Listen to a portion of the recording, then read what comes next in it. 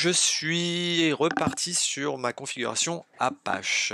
Je vais donc lier mon serveur Samba, il est ici, c'est la dernière fois que je m'étais connecté, j'avais créé un serveur Samba et je remarque que j'ai la même chose ici. Et si je vais dans CD, change directory, site, ls, mon truc est bien vide et je peux faire un nano index.html, puis je vais dire c'est mon nouveau site web. Web, CTRL X, yes. Donc là normalement, j'ai un index.html ici, on le retrouve ici, mais mon serveur ne sait pas où il se situe. Ça veut dire que si je suis ici, je ne sais pas quelle ressource rentrer pour aller chercher. Donc pour ça, il faut aller modifier le document en route. Si vous avez bien suivi la vidéo sur le paramétrage d'Apache, alors déjà, il faut se connecter en route pour aller modifier les fichiers de config, c'est hostbox6.org. Ensuite, on va dans cd racine etc/apache 2. Alors moi, je vais dans site enable, c'est une habitude. Nano 0-défaut. Hop, j'appuie sur Tab pour qu'il le mette automatiquement. Et là, en fait, au départ, donc le site qui est affiché ici, son départ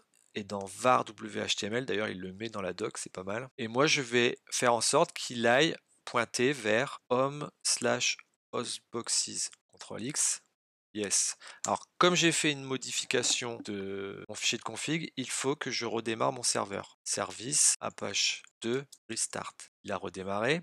Et du coup, maintenant, si j'actualise ma page, mon serveur pointe vers un autre dossier, mais dont je n'ai pas accès. Il faut aussi dire à Apache quels sont les dossiers qu'il autorise. Et ça, c'est dans le fichier de config cd etc/apache2 ls. C'est le fichier apache2.conf, donc nano apache2.conf. On regarde les directories et on voit que là, le /home, je n'y ai pas accès. Ce que je vais faire, c'est que je vais copier cette ligne-là, je vais la coller et je vais dire que Apache autorise tous les dossiers qu'il y a dans home/hostboxes et on va autoriser tout ce qu'il y a dans site. Je redémarre mon serveur. Mon serveur pointe vers un autre dossier, mais dont je n'ai pas accès. Donc la solution 1 que beaucoup de gens ont fait, mais qui n'est pas correcte, c'est la suivante. Vous retournez là, home, hostboxes. Je vais faire un ls-l pour voir les droits. Site, on a le droit de lecture dessus, ls-l. Index.html, il n'a que les droits de lecture pour tout le monde. Donc je rappelle que les trois petits tirets à la fin, c'est lecture, écriture, exécution pour le groupe des autres, c'est-à-dire tous les autres utilisateurs. Trois premiers sont le user, propriétaire, donc c'est hostboxes. Trois suivants, c'est tous ceux qui appartiennent au groupe de l'user, donc le groupe qui s'appelle hostboxes. Ici, il a le même nom, mais il aurait pu avoir un nom de groupe différent. Le petit tiret du devant, c'est pas un droit, c'est juste pour dire si c'est un dossier ou un fichier. Je vais redémarrer mon serveur.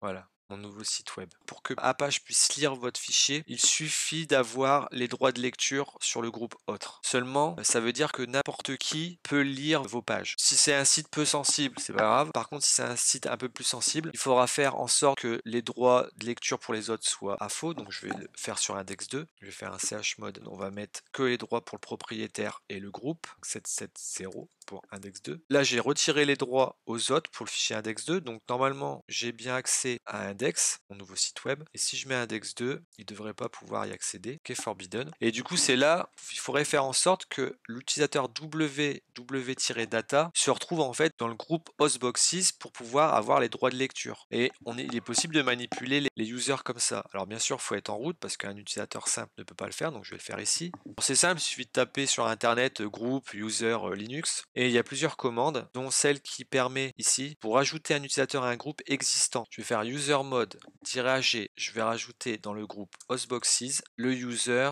www-data parce que je rappelle que Apache, son user c'est www-data. Moi, monsieur, j'avais eu les mêmes erreurs que vous au début. Ouais. J'avais fait un preload, c'était passé. Ah ouais, t'as raison. Je ne comprends pas pourquoi le fait de redémarrer Apache, parce que les droits Linux, c'est propre à Linux, donc bon, merci. Ouais, je vous en prie. C'est peut-être parce que le fait de redémarrer Apache, on reconnecte wdata au système. Ce qu'on a fait, c'est qu'on a rajouté wdata dans le groupe hostboxes. Du coup, on peut mettre les droits de tous ceux qui appartiennent au groupe hostboxes, donc c'est des gens qu'on connaît, hein. C'est pas nous qui avons décidé. Ils ont le droit de lecture, donc Apache aussi. Par contre, tous les autres n'auront jamais le droit d'afficher le index2.html. Ça veut dire que si jamais quelqu'un arrive à pirater notre serveur et à rentrer sur notre site, ne pourront pas accéder au code source ni pouvoir l'afficher. Il n'y a que Apache qui pourra l'afficher. Alors en quoi c'est très important ça? C'est très important parce que quand vous faites du code, des fois il y a des informations très sensibles dans le code, des mots de passe, des des clés de connexion, des clés d'API, etc., etc. Le site, lui, quand il interprète le code, affiche que les données, donc ça dérange personne, c'est fait pour, hein. Un site web va afficher nos données, mais derrière le code qui est généré, quelqu'un qui s'introduit dans le système ne doit pas y avoir accès. Et donc le fait de verrouiller les droits comme ceci, c'est-à-dire interdire les droits à tout le monde, permettre quand même à Apache d'y accéder, c'est une bonne solution pour introduire la sécurité des systèmes. Bah là, c'est ce que j'ai fait en fait. J'ai créé un fichier dans mon répertoire local, je peux coder ici, donc là, index 2, coucou, coucou. Je peux sauvegarder et je vois en temps réel sur mon site web. Donc c'est très pratique pour développer parce que vous êtes en local sur votre Windows ou sur vos logiciels préférés. Vous enregistrez tout ça sur Samba pour travailler. Comme Apache accède au répertoire de Samba et qu'il y est autorisé à lire les fichiers dedans, Apache peut afficher votre site tranquillement.